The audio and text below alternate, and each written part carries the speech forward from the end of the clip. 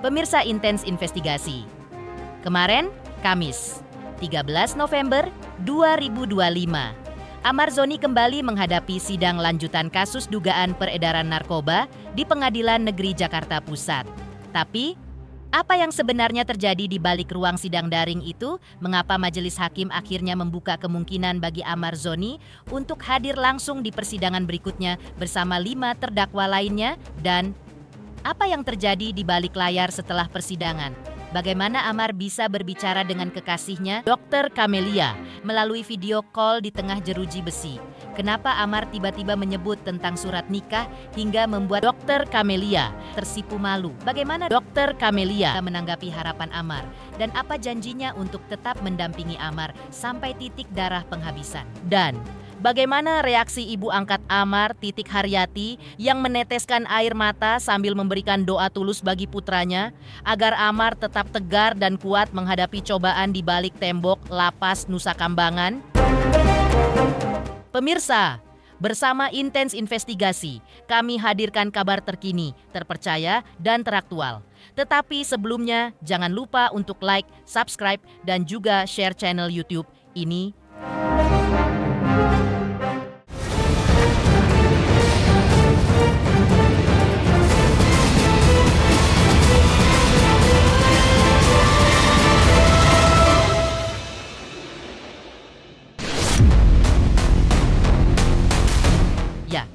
Kemarin, Kamis 13 November 2025, Ahmad Zoni kembali menjalani sidang lanjutan kasus dugaan peredaran narkoba dalam rutan yang menjeratnya di Pengadilan Negeri Jakarta Pusat, di mana sidang yang digelar secara daring itu beragendakan eksepsi yang dibacakan oleh tim kuasa hukum Ahmad.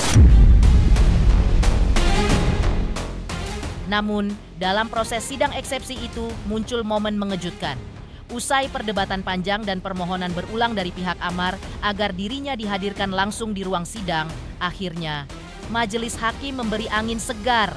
Dalam sidang tersebut, hakim membuka kemungkinan agar Ahmad Zoni bersama 5 terdakwa lainnya dapat hadir langsung di persidangan berikutnya. Sebuah keputusan yang langsung disambut haru dan lega oleh keluarga serta tim kuasa hukumnya. Dan inilah momen penuh harapan saat secercah cahaya mulai terlihat di tengah gelapnya perjuangan panjang Ahmad Zoni mencari keadilan. Yang saya sampaikan yang lalu, kami tidak menutup kemungkinan terhadap apapun. Tapi kita lihat dulu di putusan selah. Ya, karena minggu depan masih tanggapan dari penuntut umum dan tanggapan penuntut umum juga keterangan terdakwa belum diperlukan di situ. Ya, untuk putusan selah juga itu adalah hak kami untuk membacakan putusan. Jadi belum juga keterangan terdakwa diperlukan. Ya, nanti setelah putusan selah, kalau memang sidangnya harus offline, ya kami akan melakukan penetapan offline. Kalau tetap online, ya tetap penetapan dengan yang sebelumnya. Karena kita juga tidak tahu kondisi negara Indonesia ya. Kemarin kita ada kerusuhan, itu pun juga sidang di Pengadilan Negeri Jakarta Pusat diinstruksikan oleh Ketua Pengadilan untuk online karena ada kerusuhan yang lalu itu. Ya, jadi kami belum bisa memastikan sekarang. Kalau seandainya pada akhirnya nanti putusan selah itu ada putusan akhir, berarti yang mulia bisa juga memutuskan juga sekalian untuk kami kembali lagi ke lapas tersebut untuk menerima. Ya ini gini ya saudara terdakwa ya, kami memahami bahwa memang terdakwa berenam ini memang bukan orang hukum gitu ya. Jadi untuk prosedur hukum acara memang mungkin kurang mengerti gitu ya. Untuk pemindahan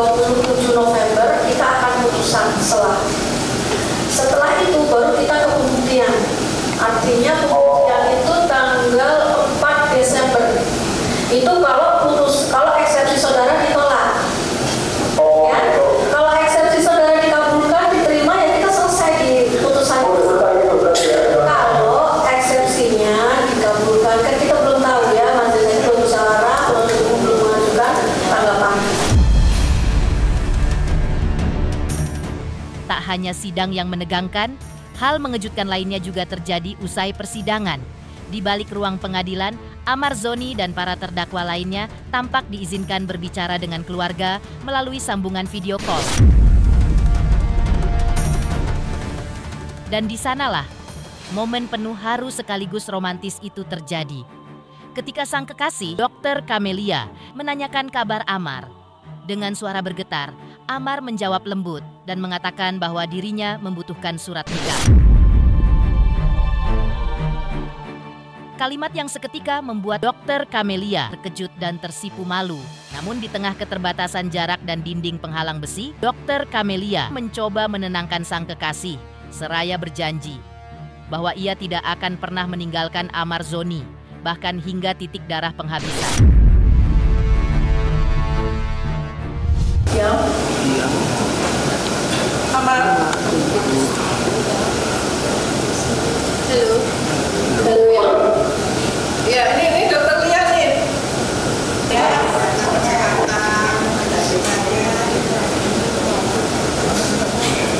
Tapi aku butuh ini ya, aku butuh surat ini, surat nikah. Hah? Kita bisa berhubungan. Ya, mau menikah sama ya, nanti nikah online.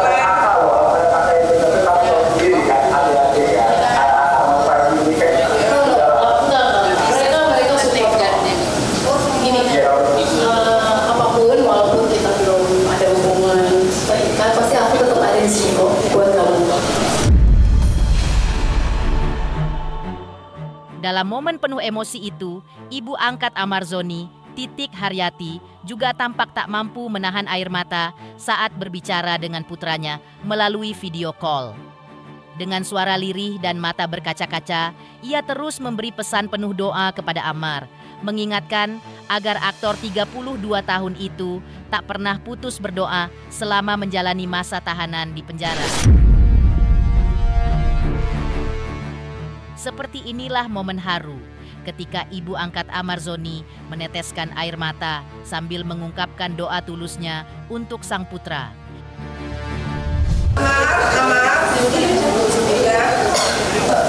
Amar, ini ibu sama uak, kemudian dokter ada di sini semua ya. Semua mendoakan kamu baik dan kita berjuang semua untuk kamu. Ya, semua semangat. Pesannya kamu banyak doa. Ya, nah ya Allah yang bisa membantu kamu dengan melihat sidangnya seperti ini. Pembukaan dan Pak John semua sudah dikabulkan, sudah diberikan, tapi belum ada semuanya. Dan kita semua juga ada di sini. Kamu baik-baik di sana. Dan jangan lupa baca doa-doa Yusuf itu ya, baca. Aku baik-baik aja di sini, Ibu. Aku baik-baik aja di sini. Wah, makasih, Marco, Eli, Marco. Apa baik-baik aja semua di sini. Kamu juga nggak usah khawatir. Aku baik-baik aja di sini. Nggak kok seperti yang di dalam pikiran kita kok itu rekaman ini. Aku di sini, coba benar-benar cuma ada doa di sini. Gitu loh. Sehingga aku mau bisa bantu dengan doa. Aku mau dapat makasih banyak ya.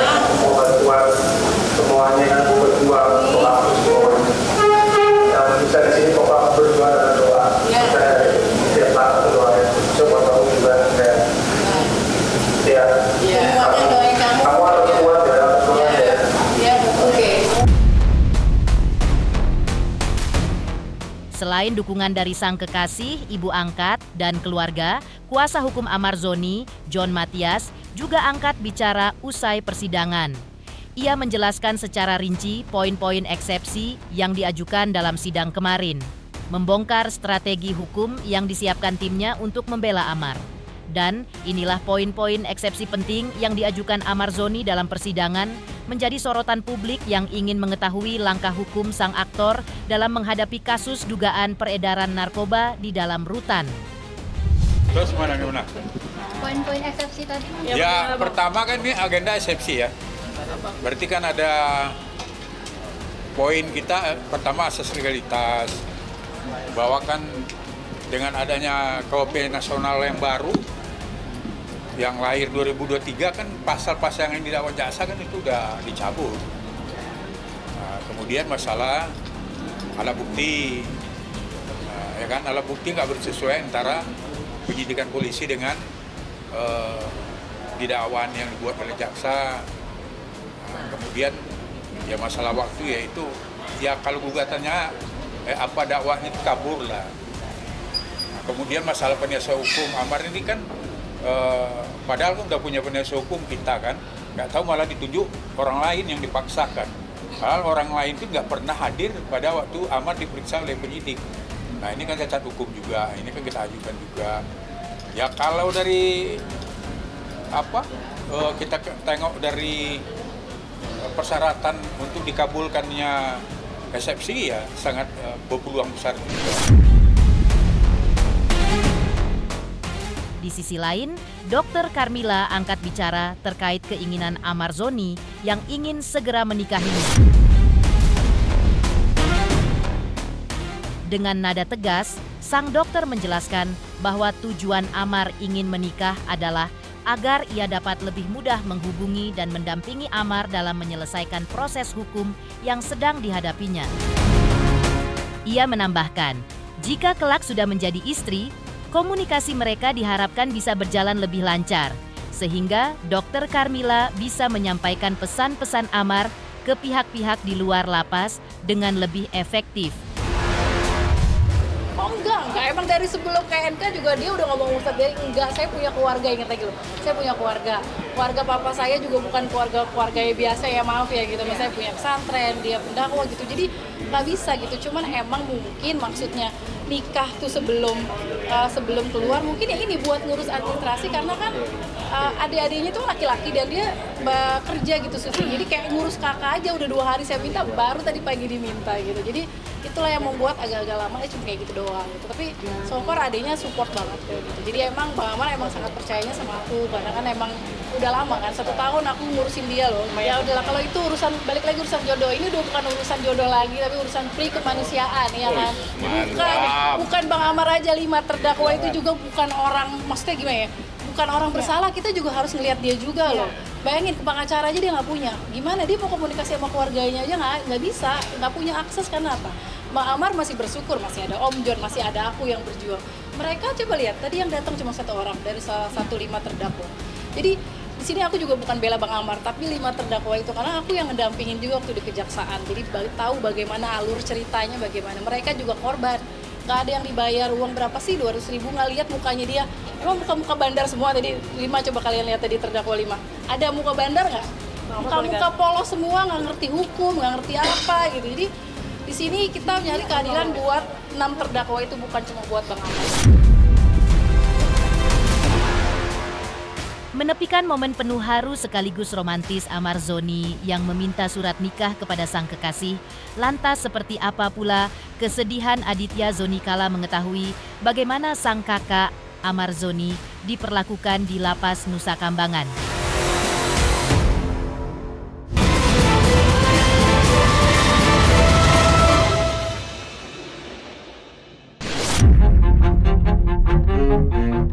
Pemirsa Intens Investigasi, sebelumnya, tepatnya usai persidangan eksepsi Amar Zoni yang digelar 6 November 2025 lalu, suasana hati keluarga Amar Zoni tampak begitu berat.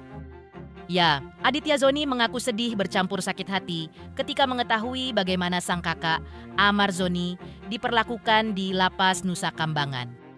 Kabar yang diterimanya begitu mengejutkan, mengingat konon Amar ditempatkan di sel yang begitu kecil dan sempit, dan hanya diberi waktu 1 jam dalam sehari untuk keluar lapas menghirup udara segar. Bahkan di luar, tangannya diborgol dan matanya ditutup. Hal itulah yang membuat Aditya Zoni sedih sekaligus sakit hati, hingga jika diperbolehkan menemani Amar di sel, Aditya Zoni pun mengaku tak masalah. Misalkan disuruh ditemenin sana aku mau, gitu loh, nggak masalah gitu loh.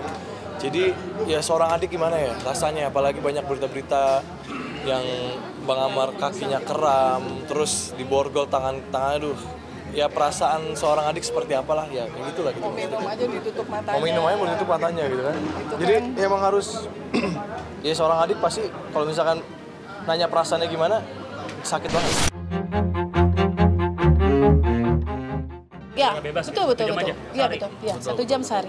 Iya makanya kayak Katanya bisa dengar sendiri Bang Amar bilang kalau kita kemana-mana dari sel ke tempatnya itu ditutup, diborgol gitu kan. Jadi tadi kalian bisa dengar sendiri kan kesaksiannya Bang Amar sebagaimana gitu. Jadi sangat menyayangkan kan ya menurut aku hukum Indonesia tuh aduh gimana ya.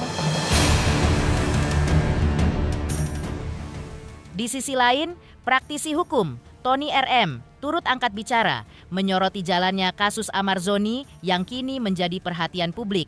Menurut Tony RM, majelis hakim seharusnya menghadirkan Amar Zoni langsung di ruang sidang sebagai terdakwa. Hal ini bukan sekadar permintaan, melainkan kewajiban hukum yang tercantum dalam pasal 154 ayat 1 KUHP, di mana hakim ketua sidang wajib memerintahkan terdakwa untuk hadir secara bebas di ruang sidang. Tony RM pun menegaskan, hakim tak seharusnya memandang di mana Amar kini ditahan, karena hukum berlaku tanpa pandang tempat dan tanpa pandang siapa. Dan jika hakim tak memerintahkan jaksa menghadirkan Amar Zoni di persidangan, itu artinya hakim tidak menjalankan amanat undang-undang. Harus.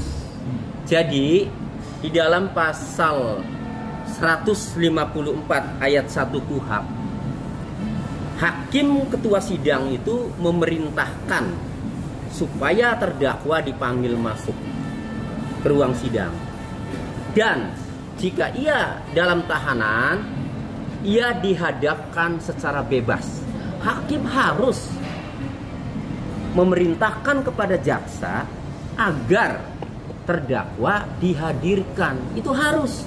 Bagaimana kalau hakim tidak memerintahkan jaksa agar dihadirkan? Ini berarti hakim mau menyidangkan siapa? Ini bukan keadaan darurat, bukan keadaan seperti COVID, waktu COVID-19 yang sidangnya daring online, bukan. Ini suasana normal. Ya, jadi kalau hakim tidak memerintahkan terdakwa agar dihadirkan, maka hakim ini tidak melaksanakan pasal 154 ayat 1 KUHP. Justru saya mencurigai kalau hakim tidak memerintahkan terdakwa Amar Zoni agar dihadirkan di persidangan. Kemudian dari sisi Amar Zoni, dia berhak untuk memberikan keterangan secara bebas. Bukan berarti lewat daring, lewat online. Tetapi harus datang, harus hadir. Bagaimana hakim nanti bisa melihat mimik muka, gerak tubuh seorang terdakwa kalau memeriksanya secara online, secara daring. Nah, jadi menurut saya ini hakim melanggar pasal 154 ayat 1 KUHP, tidak melaksanakan pasal tersebut kalau tidak memerintahkan kepada jaksa agar terdakwanya dihadirkan dalam sidang.